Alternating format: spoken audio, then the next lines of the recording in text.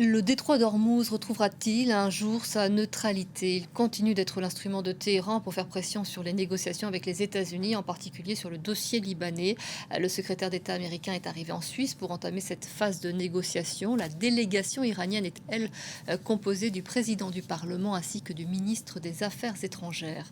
Les explications de notre correspondante à Genève, c'est Catherine Fiancamp-Boukonga. Les délégations américaines sont arrivées ce matin, dirigées par le vice-président américain James David Vance, accompagné de l'envoyé spécial pour le Moyen-Orient, M. Witkoff, ainsi que de M. Kushner, qui est envoyé spécial pour la paix, mais également, comme nous le savons, le gendre du président Trump et qui a des relations très étroites avec Israël. Et de l'autre côté, nous avons effectivement la délégation américaine qui, comme vous l'avez indiqué, est dirigée par le ministre des Affaires étrangères, Abbas Araghchi, et le président du Parlement. Élément très intéressant et important, je pense que c'est la composition de cette délégation iranienne.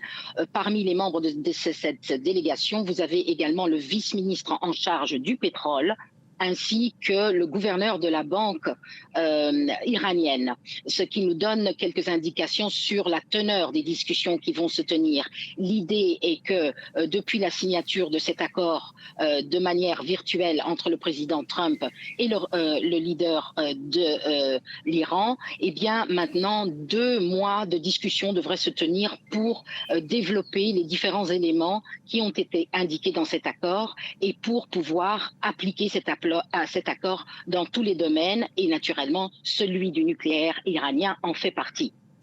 L'Iran, Catherine, insistait pour que ces pourparlers aient lieu ailleurs qu'en Europe, mais finalement, donc, la délégation est venue en Suisse.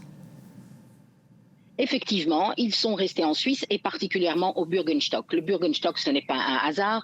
D'abord, c'est un lieu qui a déjà reçu différentes grandes conférences internationales dans le passé.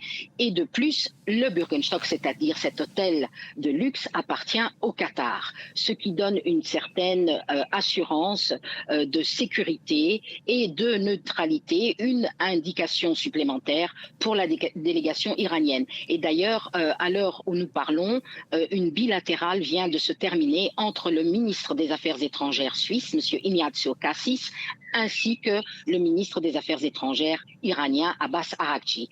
Donc, toutes ces personnes se trouvent en haut du Bürgenstock, qui est situé au-dessus d'une montagne qui surplombe le lac de Lucerne et par lequel on ne peut accéder que par une route.